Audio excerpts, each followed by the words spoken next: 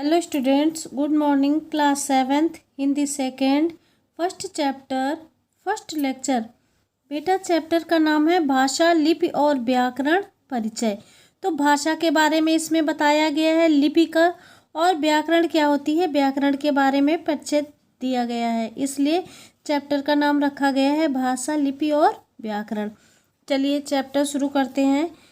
मनुष्य एक चिंतनशील प्राणी है। सभी प्राणियों में बेटा मनुष्य सबसे ज़्यादा चिंतनशील प्राणी कहा गया है। तो समाज में रहकर मनुष्य के मन में बहुत तरह तरह के विचार आते हैं और उसके मन में कभी कभी ये प्रश्न भी उठता है कि उन्हें वो दूसरों के सम्मुख रखकर उसका समाधान करना चाहता है। जैसे कभी कभी होता है, आप लोग देखते हो बेटा कि हमारे मन में जो विचार आता है तो हम अपने विचारों का आदान प्रदान किसके द्वारा करते हैं, भाषा के द्वारा करते हैं। तो इसलिए भाषा का माध्यम बनाया गया है। अपने विचारों का आदान प्रदान एक दूसरे से करने के लिए भाषा का माध्यम बनाया गया है। तो सामाजिक व्यवहार और सामाजिक विकास में विचारों के आदान प्रदान का प्रमुख साधन क्या है, भाषा। तो अपने विचार प्रकट करने के लिए वैसे तो बहुत सारे साधन हैं। जैसे आप लोग ने देखा होगा कि रेलवे में हरी बत्ती या हरी झंडी दिखाकर ये संकेत दिया जाता है कि अब गाड़ी चल पड़ेगी, और कंडक्टर बस को चलाने और रोकने के लिए अलग अलग तरह की क्या बजाता है, सीटी बजाता है। और चौराहे पर खड़ा सिपाही संकेतों के द्वारा वाहनों के आवागमन को या यातायात को नियंत्रित करता है।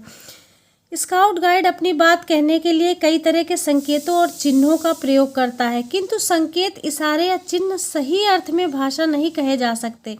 इतना ही नहीं, भाषा तो भाव और विचार प्रकट करने वाले वे ध्वनि संकेत कहलाते हैं जो मानव के मुख से निकले हो। कहने का भाव ये है बेटा कि अगर हम संकेत द्वारा कोई अपनी बात प्रकट करना चाहते हैं, किसी से अपनी बात संकेत द्वारा करते हैं, तो कभी कभी कुछ लोग नहीं समझ पाते हैं। तो अपनी बात यही जो हम कह रहे हैं वही समझने के लिए, जो कुछ कहना चाहते हैं वो समझने के लिए भाषा का विकास हुआ। प्राचीन काल में क्या था बेटा कि लोग इशारों में बातें करते थे, संकेत द्वारा अपनी बात करते थे। धीरे धीरे क्या हुआ कि भाषा का विकास हो गया और भाषा के द्वारा ही लोग अपने विचारों को व्यक्त करने लगे, और ये सब क्या बन गए, ध्वनि और संकेत बन गए।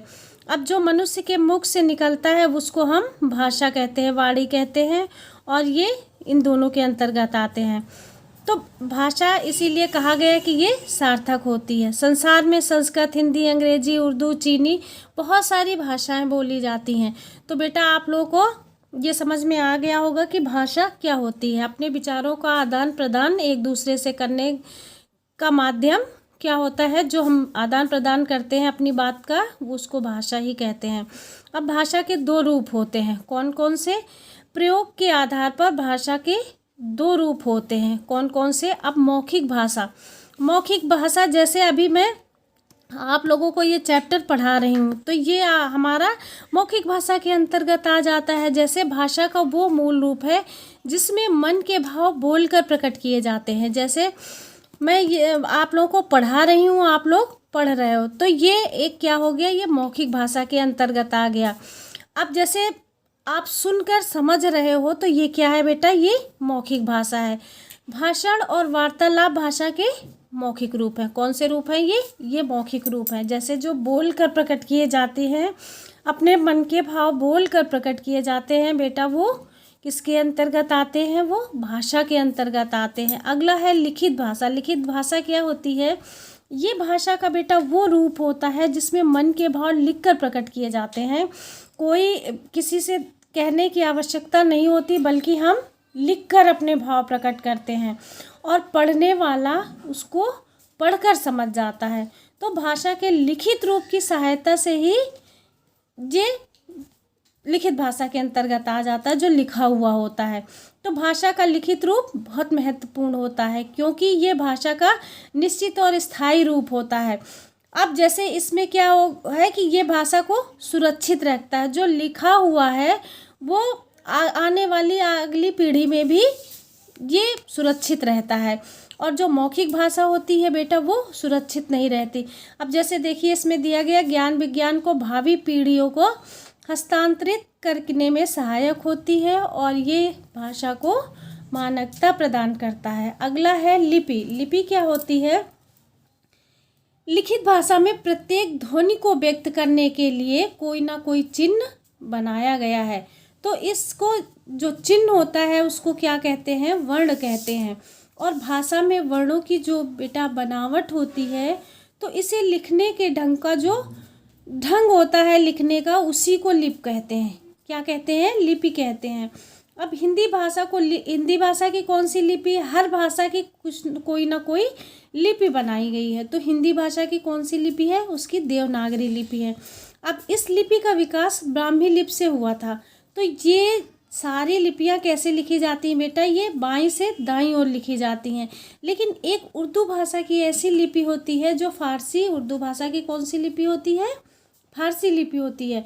तो जो फारसी लिपि होती है वो दाईं से बाईं ओर लिखी जाती है। ये कुछ सारी लिपियाँ एक जैसी होती हैं, लेकिन ये जो उर्दू की लिपि है ये दाईं से बाईं ओर लिखी जाती है। ये इसलिए ये थोड़ा अलग है।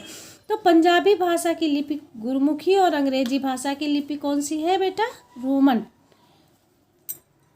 अब आपका ये लेक्चर बेटा फिनिश हो गया। आप लोग अपना होमवर्क नोट कीजिए। ये आपको भाषा की डिफिनेशन अपनी रफ कॉपी पे लिखना है। आप लोग ये फेयर कॉपी पे नहीं लिखेंगे, रफ कॉपी पे आपको लिखना है बेटा, और लिखने के साथ साथ आपको लर्न भी करना है। अगला लेक्चर कल पढ़िएगा। Thank you class.